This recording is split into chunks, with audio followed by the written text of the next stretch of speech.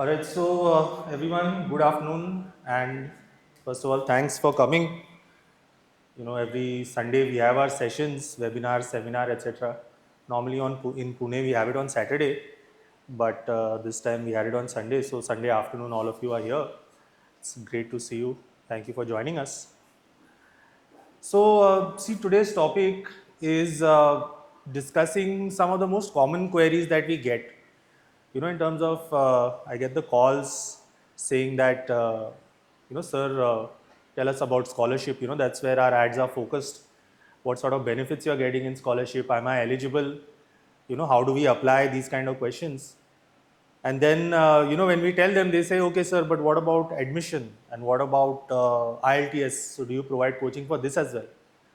So these kind of common questions we have, and then if you have attended our sessions, our Sunday webinar sessions, like for example, we'll have one today at 6 o'clock.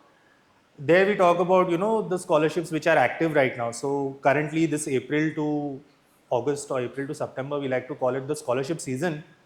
So we discuss about those scholarships, the eligibility, deadline, etc. For example, one of the scholarships, the deadline is there tomorrow. So to cover all these things, and also for the fresh students, somebody maybe who's targeting next year, how they're supposed to approach, or maybe some students want to go this year in September, or a Feb intake in Australia, or fall intake in USA next year. So what sort of timeline they have to follow, all these things as well. We try to condense it into one easy to understand, presentation. So let me share with you the topics or the roadmap for what we are going to discuss. So see, first just an introduction about us, what we do, and then the main stages, right? So this is particularly for students who are targeting, who are fresh graduates, or those maybe who are targeting for next year. So starting with examinations, countries, universities, then the costs associated with this process. Main topic is, what sort of funding options are available, scholarships, eligibility criteria, benefits, and then finally doubts and all the questions you might be having. We'll have a Q&A at the end. So see, just to give you a brief introduction about us. So my name is Nirved Sute.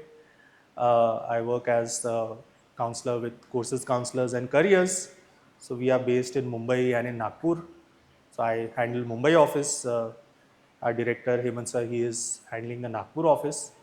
And see, our USP, what separates us from the other agencies, consultancies, counselors, is that we mainly focus on government scholarships.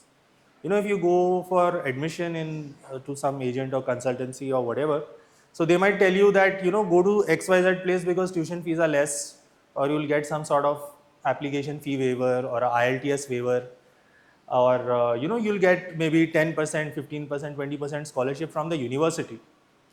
But in the current scenario, exchange rate is going out of control. It's not at all affordable for students, or even if you have the money, we try to tell the students, see, there is an alternative. Okay, government is providing fully funded scholarships for all strata of society, all categories of students. Maharashtra government, we like to say, is very generous, sponsoring all students, provided you're meeting the eligibility. And we like to advertise it, we like to call it as a fully funded scholarship, because they don't have any limits on the tuition fee, what they would be providing to you. So students ask us, sir, is it a partial scholarship, 10%, 20%, 50%? How much money are they giving? So we tell them that, see, government of Maharashtra is giving you 100% coverage for your tuition fee. We'll discuss this in detail. Now, see, first things first, this is a very common question. Students ask us, sir, which English exam do I have to take? There are so many. There is IELTS, there is PT, there is Duolingo, there is TOEFL. The most popular one is IELTS. Everyone is, knowing about this. Most widely accepted in UK, Australia, Singapore, like most of the universities in the world. Earlier times, what was happening is students were doing GRE TOEFL for specific universities in USA. That was more of, America centric. But now IELTS is also widely accepted in the universities all around the world. So we mainly focus on IELTS because it's got that awareness and reach among the students. And see, we personally, in order to prepare the students for IELTS, we have our own online batches, runs for around 40-45 days. So I myself am teaching those batches. So for the students, we have the in-house practice. because this is step one. This is the first stage. This is like the foundation. Because if you want to go and study in a top university for your masters, see, we tell this that masters you're going to do only one time in life. So don't compromise in terms of I want to go where somewhere you don't need IELTS score, or you need less IELTS score, or there's no application fee or whatever. Because see, the top universities will always have these obstacles, or they will have these various stages. It won't be that easy. So for sure, IELTS is the first step that you need to go through. And for this, we have our own classes where we teach IELTS. Sometimes, students take TOEFL also, that's up to them, right? That is also eligible. But what I found is, we used to teach TOEFL also. The infrastructure for TOEFL is not that good in terms of your, the examination centers and all. As compared to IELTS, IELTS is quite professional. So for this reason, we say that, focus on IELTS. GRE was widely accepted earlier, but since the pandemic, they because students couldn't go to the centers and all this, they stopped it a little bit. Many universities not required, and GRE, GMAT, these exams are particularly for targeting like a MBA course or like a master in finance or something. Not all courses require it. If you have a IELTS score, pretty much, and in IELTS also, if you target like a band 7, that is what you require. If you have that, you'll have like acceptability in almost 90% of the world's universities. Once you've completed your IELTS, see, how do you decide which university you want to study? What is the process for shortlisting? So see, we use the same process which government is talking about. It's called the QS World University Ranking. See, every year there is a new ranking. And within this, the government targets the top 200 universities. Okay, keep in mind world university. Okay, there is another ranking called subject ranking. Okay, government does not classify this. So only this one is accepted, world university ranking. So currently, I think 2026 ranking is out. Probably in a few days, 2027 ranking will also be out. Now, within these top universities, we look at STEM courses. See, students ask us that, sir, which course should I do, or which one has got the most opportunity, and where there is scope, where I can work, settle, all these things. So we tell them, try to pivot into a STEM course if you're not from this background. Okay, many students here from, say, arts background, commerce, so and so. I'll give you an example. See, engineering management is a popular course. If you're not from a STEM field, you've done management, so going into engineering management. Related to this, you have construction management, you have project management, all these kinds of things. So normally we tell them, if you're from STEM background, please remain in the STEM background. Otherwise, if you're not, try to find a course. You might have heard business analytics is quite a popular course. Then you have data analytics also. Data science, computer science is a little bit more specific, but sometimes, if you have done some sort of course, or if you have some sort of experience, some universities would let you take admission in those courses as well. Okay, so STEM courses. So if you don't know STEM, it's science, technology, engineering, mathematics. It's one of those fields which has got perpetual scope, I would say. And then see, once you have done all this, what kind of countries you look at? Students, very common query is that, sir, I want to go to Germany, I want to go to Italy. I ask them, is it for a holiday? They say, no, it's to study. I said, okay, it's to study. So that, see, talking about Europe, UK was the most popular destination. When UK started becoming less popular, students started going to Ireland. And after Ireland, now, they've opened up because they need the demand. They need the students in Germany, Italy, all these places.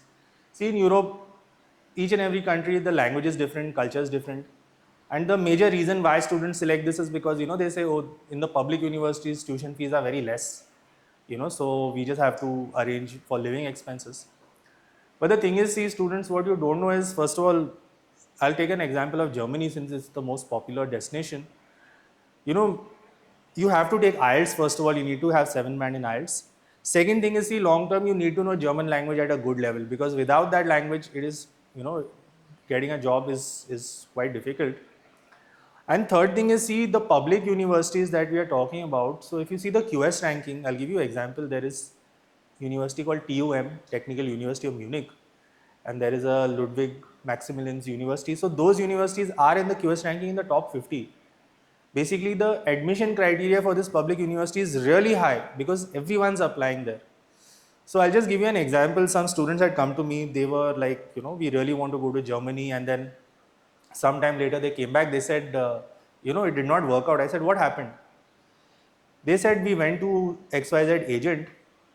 And what the agent did was they said, we'll apply for 5 public and 5 private universities. So what happens is, when you apply for public, they know that unless you have like an outstanding profile, it's very difficult to get in. So then once you get an offer from the private university, then they try to push you towards that.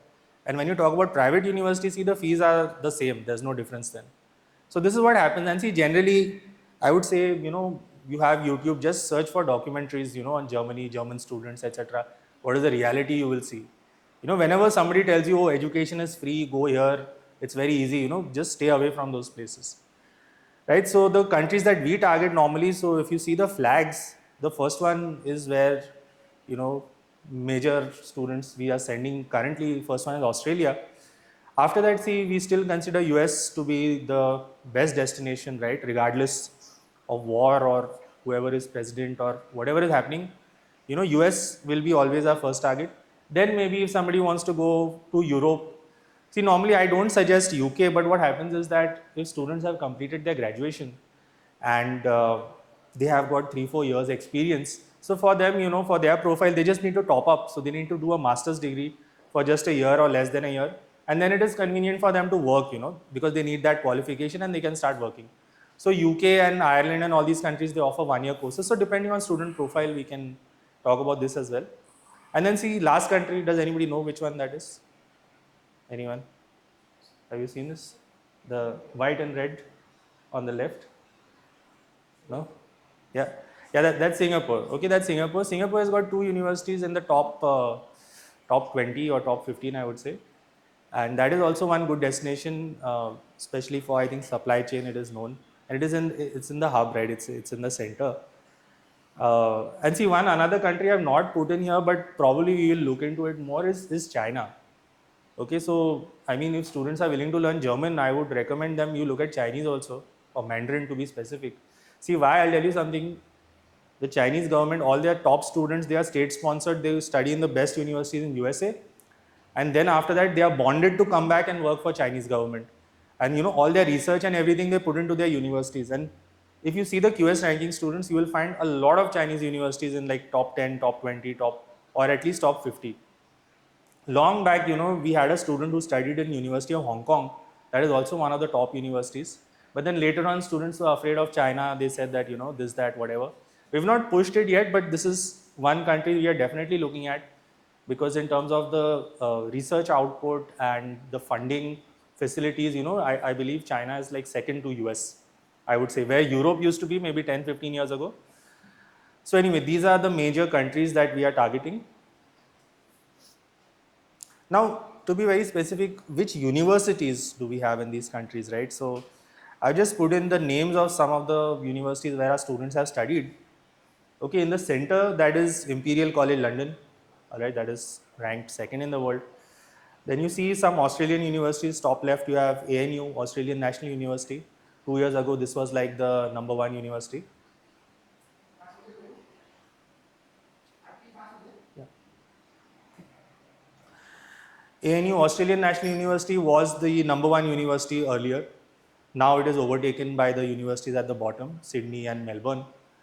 And you have some Ivy League universities as well, University of Pennsylvania, Cornell, Columbia, UCL, University College London is another popular university. And you have NUS Singapore on the right hand side. So some universities, these are the examples of the university which are in top 100. And now within these universities, if you want to do some research, you can just go on the website and you can search for the courses.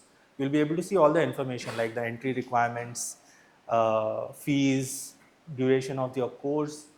Most importantly, the modules, what they're going to teach you. And do you require GRE, do you require GMAT, what sort of IELTS score you're requiring. See, everything is there. Okay, program selection, course requirements. And see, very often they have their the department, right, the admissions department, so international admissions or postgraduate admissions. If there is still any doubt or any question, you can directly just drop them a mail. You can ask the supervisors directly. So they are quite helpful in guiding you or resolving any queries. Next question, see what sort of expenses you are going to face here. So first and foremost, we started with IELTS or whichever exam, qualifying exam you're going to take. So for that exam, you need to pay directly to the organization which is conducting that exam. So for example, for IELTS, it is IDP. Then university, when you apply, see, some of them might have a application fee, all right, depending on the university. Then to apply, you need a whole list of documents. So you need your transcript, you need your degree certificate, you need to get your LORs. So sometimes, your college will charge you certain amount to get those relevant documents. Then see, once you get admission, and I'll share the offer letters also with you. Once you get admission, certain universities might say that pay XYZ amount as a deposit. Okay, so USA this happens, and it happens in UK also. Australia also they have a deposit, but that is a little bit different. So I'll give you an example. I think one of my students, she is going to New York University. She had to pay maybe $500 or something as a deposit. Depends whatever they will write it on your offer. Then again, for certain universities, they might say, please get your degree evaluated from a third party. Okay, so there are some organizations like WES, Spantran, which they'll charge you certain amount. They'll verify your degree and then send the copy to the university wherever you're applying. So it certifies that so and so is genuine. And the most important, students, before you have to go, so once you get admission, you have applied for scholarship, you are ready to go. So these expenses you will have to bear, okay? You will get it reimbursed later on when we talk about scholarship benefits. But your visa, your health insurance, okay, your flight ticket, right, the cost of flying, and most importantly, see, biggest expense is your accommodation. Before you go abroad, you will be booking your, place to stay for 6 months or a year or whatever it is. Okay, so this is part of your expenses. So flight ticket, accommodation, and of course some funds for any kind of emergency expenses. Okay. Now see, the topic at hand is talking about what sort of scholarships are available. Okay, see, these are the major scholarships notified by the state government and central government. Okay, so for, like we said, Maharashtra government is providing scholarships for all different categories of students. So you have your SC, ST, OBC, general category, minority category, and the planning department, Sarthi. So for this, see, we have listed some of the major scholarships. So for SC students, you have National Overseas Scholarship provided by Government of India, Rajarshi Shahu Maharaj Scholarship, deadline for which is tomorrow, provided by Government of Maharashtra, and rest scholarships for ST students as well from Government of India and Maharashtra. OBC students, you have scholarship again from Government of Maharashtra. General category students as well. See, we have just been notified about general category scholarship, and just I think on the 10th they have released the notification. So probably for a month or so we will be filling out the applications and applying. So if there are any students from the general category who want to apply, so for sure get in touch with us. Probably in a month or so you will have the scholarship notified by the minority welfare department. So this is for students who are belonging to minority category, and minority category is the list of religions which are given over there. So Muslim, Sikh, Jain, Christian, Buddhist, you have Parsi, so these are the major religions. And then specifically, see, Maharashtra government has got scholarship for the Maratha students, right? So Marathas, Kunbis, Kunbi Maratha, Maratha Kunbi, for them you have a partial scholarship. So this is one disadvantage, final one by Sarthi. That is a partial scholarship. They provide you 30 lakh rupees per year.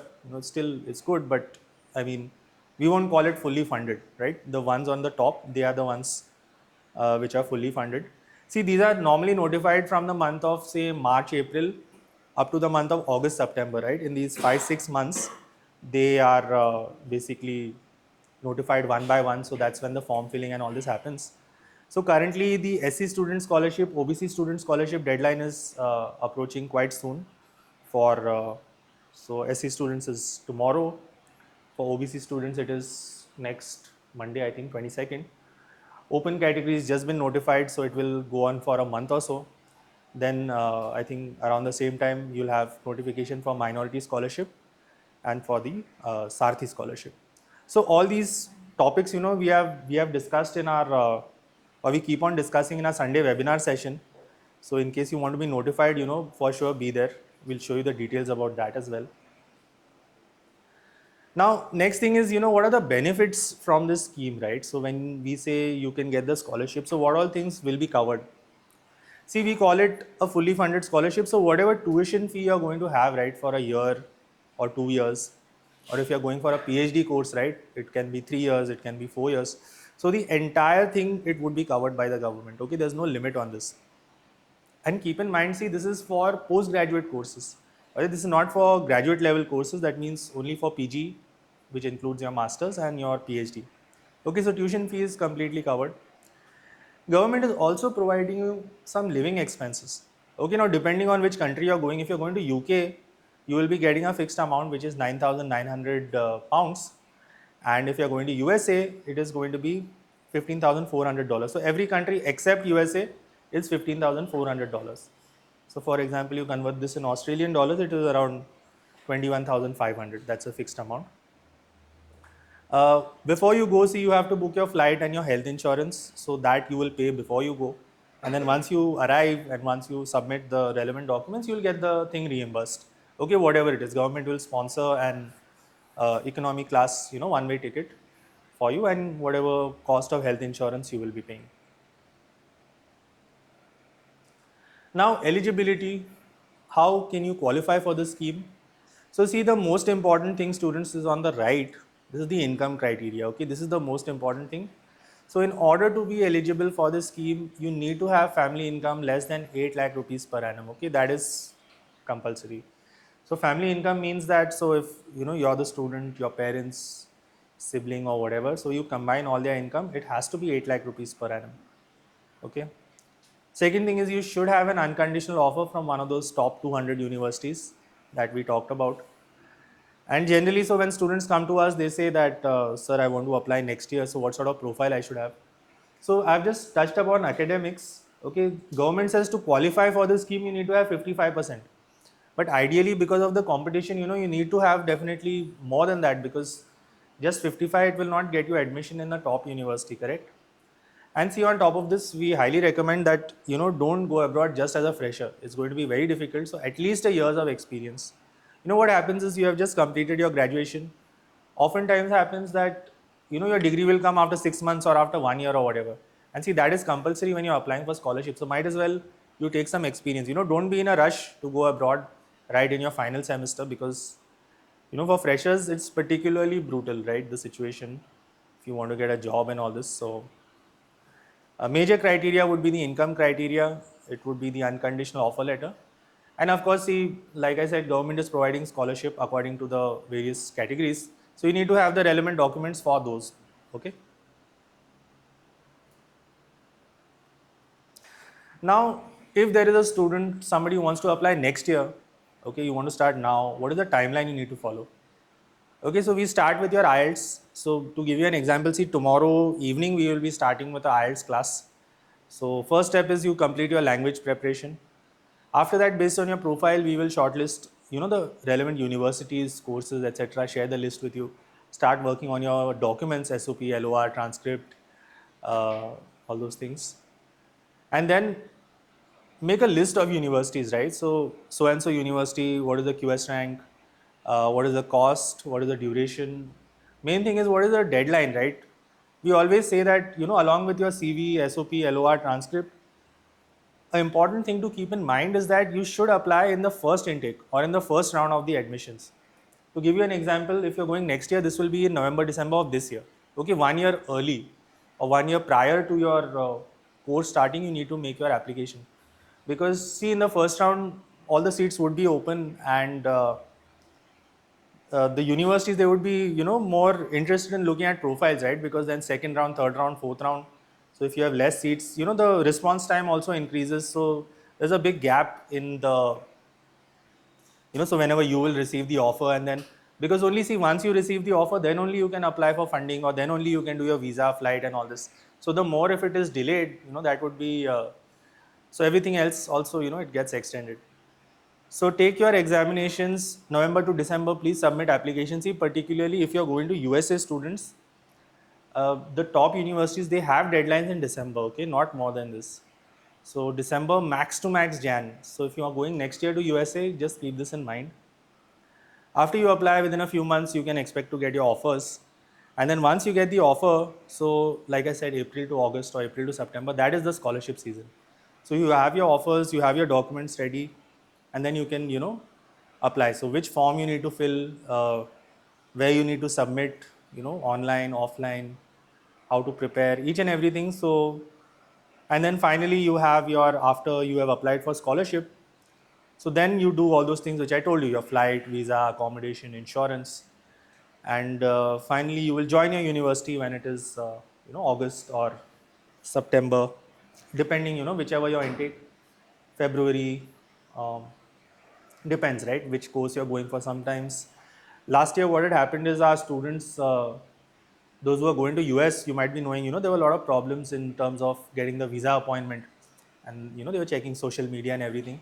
So see, good thing is all of our students, they got their visas, they went to USA, and even the universities knew that all these problems are happening. So for this reason, they allowed the students to defer it for 4 months, 5 months. So many of our students, they went in Feb. So anyway, this is the general timeline.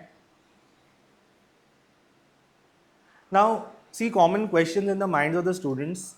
So first of all, see, it is lack of awareness. Even though you have your internet, you can do your research and everything. A lot of the students, they would be influenced by their friends, or maybe, in final year, we have seen agents come into the universities, to counsel or whatever. And just there's lack of information. See, for this reason, we have these sessions. So we are planning to have a live session every month. We have our webinars every Sunday, just to tell the students, what are the top universities, the best courses, scholarships, how you can manage your expenses. Correct. See, for us, it is a business, yes, but also it is about providing the right guidance. Okay, since, see, personally, I have studied abroad. For I was abroad for 5 years, and at that time there was no scholarship, so I had to go with my own funds. So based on this, being a student, I can really empathize with you, and plus we are sending all these students abroad, almost 40, 50 students every year, with scholarship. 90% of them are on scholarships. So to make sure that the students know, what is the right path, we tell them, come to office, come for a consultation, at least get an idea what you're supposed to, and then later on you can decide, right, what plan you want to follow. Second question is about the expenses, how much it will cost. So those things, we have covered. Main expense, just keep in mind, is the cost of your tuition fee, right? The funds which you need to show for your visa and all this. So that is the major hurdle for which students say that, oh, I wanted to go to US, but the fees are so high, so I will go to, this place or something else. For this reason, you have the scholarships, so that can help you manage your funds. And then final point is, how the students are going to prepare. So they say, okay, sir, so you have given us all this information, right? So if somebody wants to start, what is the first step we need to take? So see, all these stages which I told you, right?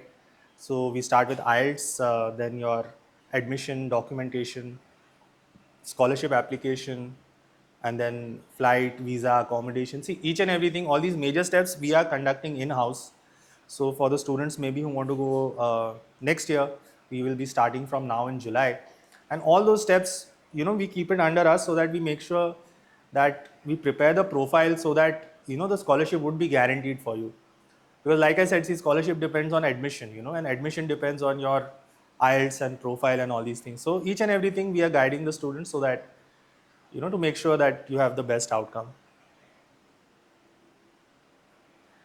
Um, so see, like I said, we are telling you about each and every step, what you need to do. But very honestly, we tell the students, see, 90% is your effort, or, whatever you put in the process.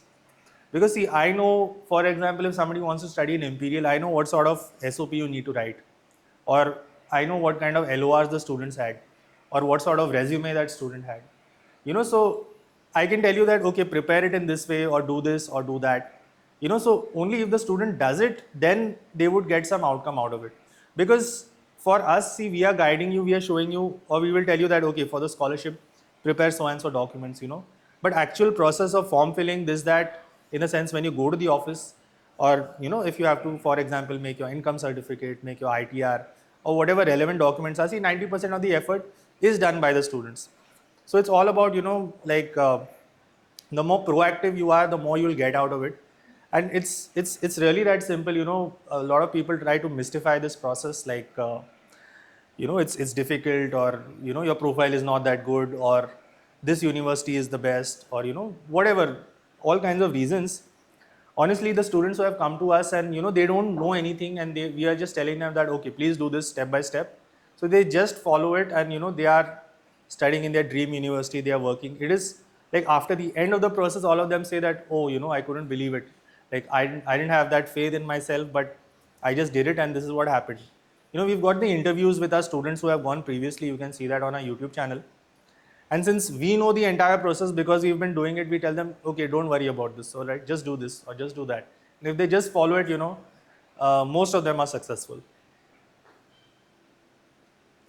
See, finally, if you need to connect with us, or if you need to contact us or message us or whatever, okay, you can call us. See, main thing is the QR code on the right.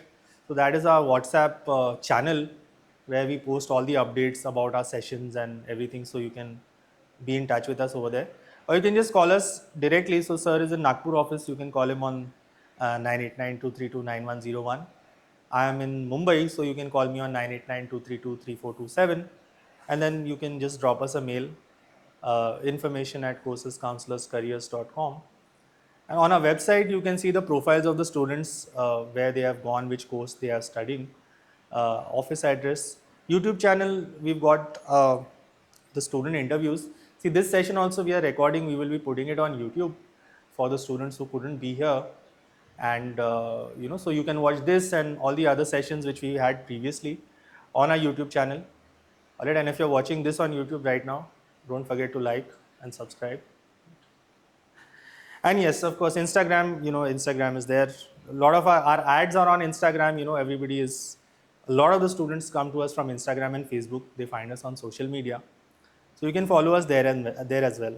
Okay, main thing is just call us, message us whenever you need something, and you can just take a picture or something. You can note this down. Now, see, just a few more things. Now, like I said, see, we have our webinars. So every Sunday we have our webinars. So this is on Zoom. We have our online sessions where almost from the past 4-5 years we have been discussing topics, without missing any Sunday. So after this session at 6 o'clock, I've got this. So you see, our current topic is currently 3 scholarships are notified. So one for SC students, one for OBC students, and one, like I said, for general category students. So we will be discussing this today. So every Sunday we have this. You can note down the ID password. It's the same. And what topics we are going to discuss, we post the updates in our channel, so you can follow us there. So this is something that we have been doing from a long time. In case if you can't come to our in-person session, you can come here, you can ask us questions or whatever.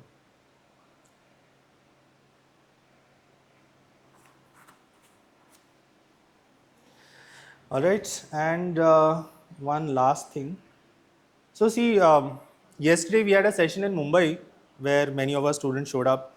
So today here, Pune also, students are here. So I just want to give you an idea of the kind of universities where our students are going currently, or where they've got admission. So you have one of our students, he got like 1 million offers. But anyway, this is where he is going to study. Columbia University for industrial engineering. You can see the dates also. So this was like about 1 or 2 months ago. Columbia.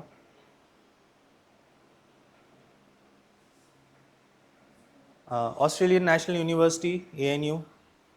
Okay, this is I think number 4 university of Australia. This is in top 30 or top 30.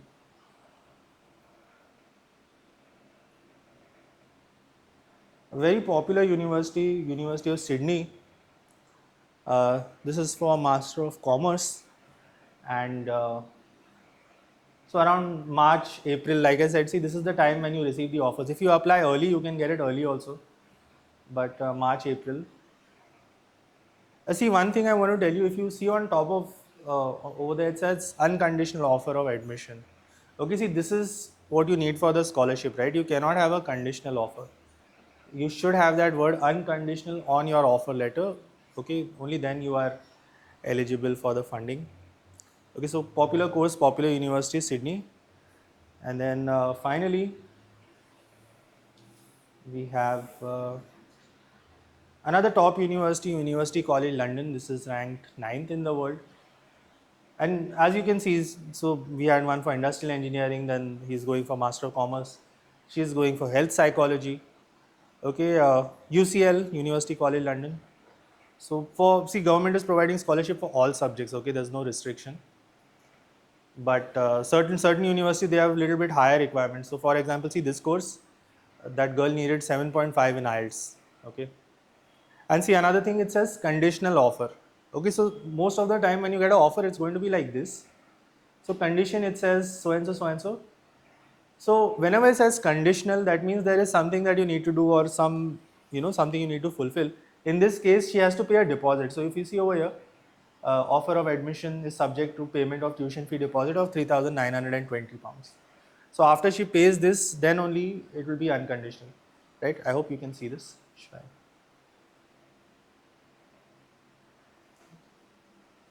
3,920. So this is quite high. Okay, US universities don't ask this much, but this is almost, I think, 5 lakh rupees. But so once you do this, or sometimes they say provide your IELTS score, or provide a transcript, provide a degree certificate, whatever condition it is, once you fulfill it, you will get the unconditional offer, and with that you can apply for the scholarship.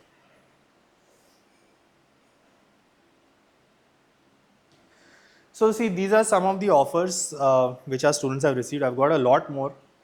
I've got some of my students here also who will be traveling very soon. But anyway, so this was from my end. Next, let me just call upon our director just to address you. And Boluka. Yeah.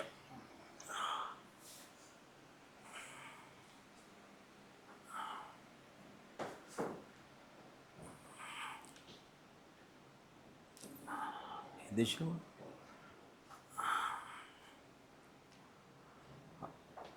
Good afternoon, everybody.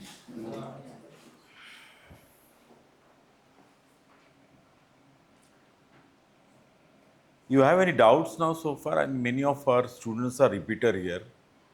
They are all my students. They are going to various countries. Which country is going? Suraj, where is Suraj? Tukudidalla? He's going to Melbourne. You're going to? Melbourne. Both of them are going to Melbourne, and Melbourne is topmost university of Australia. If you look at our, we are, what is a prospectus, or you can call it our brochure. If you look at into our brochure, you will see all the students who are going to various countries, they are all going to top rank universities. Mostly people who are going on their own funding, they go to a university whose ranking is hardly anything, just to save the money. See, here is the question of somebody's life. How can you compromise on the price? It is lesser than by $50,000 something, but it will make a lot of difference for your entire life. Whereas you will be looking, you will be missing around millions of dollars. So please don't go compromise on the ranking of the university. Let it cost you little more money. So all our students, almost all, or 90% of our students, are going to topmost university of the world. Only our students who are doing PhD. Now we are emphasizing more on PhD. You will not believe. This year onwards, we are forcing all of our students to do PhD. What is the advantage of PhD is that? First advantage is that you are getting 4 times bigger your scholarship quantum amount. For example, if you are going for a bachelor's, if you are going for master's, you are getting 1 crore rupees. If you are going for your PhD, you are getting 2.5 crore rupees. First advantage. Second advantage is that you are staying in a country for 4 years. If you are spending around 4 years in country, then you are definitely staying there. See, most of the students are going to this various destination in the world to make a career. So if you are going for just one year or 2 year, which is not enough for you to make a career in the country, but you are going for a PhD, you will be definitely making career. And second thing is, we are looking for a visa of that country. Most of my students, when they come first time they come to me, they say, sir, we want to go to study in so and so country, and I ask him, why are you going there? Visa purpose or whatever purpose. Most of our students are not going for visa purpose. They are going for good education. That's the reason we send them to good university of the world. Visa and getting a job or your residency should be byproduct of your course which you are going to undertake there. That is what we emphasize on. So we are into serious business of sending lots of students abroad. Very serious business. First thing is that giving them adequate scholarship. The funding should be enough. And second thing is the career. Most of our courses are different kind of courses. Those are all futuristic courses. You will not, for example, nowadays people are going for data. Data is now it's gone out of fashion now. Data, something else is coming now. So we are encouraging our student to do something else other than data, business analytics. No, don't do it. Do it something else, because science is changing so fast that we cannot keep pace with the science nowadays. That's the reason every year we are suggesting new courses, because somebody's life is at stake. We are not going for sightseeing, visiting, spending money, taking photograph for your Instagram or Facebook. You are going to make your career. So that's what we have on your mind, in our mind. We are trying to reach to many places. Every Saturday, Sunday, we are doing workshops, seminars. We hardly get in students. You will not believe, there are 400 scholarship at stake. 400 scholarship. Total scholarship of 500. 500 scholarship at stake. Means government is giving you 500 crore rupees. Government is giving 500, but there are hardly any takers for this scholarship, serious takers. Many of the students, they are going just for the sake of visiting country, and that's it. And when they come back, they don't get good jobs there, and they are coming back empty handed. So this is what our experience. That's the reason we are forcing our student to go for PhD. If you're highly qualified, don't compromise, don't look at the time. See, most of the students, they say, sir, PhD 4 years. But what happens is, the PhD which you are doing now, 4 years PhD, you are not doing PhD in India. You are doing PhD in some different country where they take PhD very seriously. In our country, PhD is not taken very seriously. People do PhD for two reasons. One is to get a job, second is to get promotion. And third thing is to put a PhD doctorate in front of their name. But that is not, the PhD is that. Why do people do PhD abroad? You know what is the reason? Because there is a knowledge gap. There is something missing. And they expect you to find out that why the sciences are advancing so fast, because so many people are doing PhD, and that's why sciences are taking advance and going ahead in life.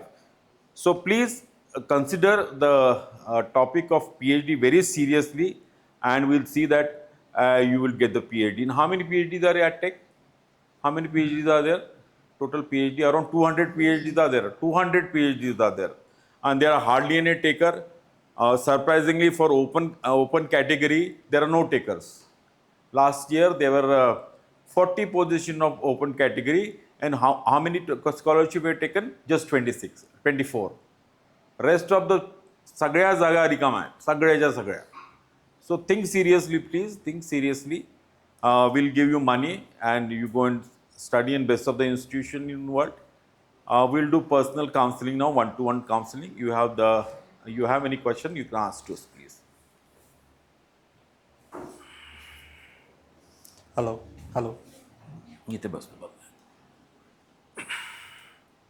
Hello. On आहे. Huh? Hello.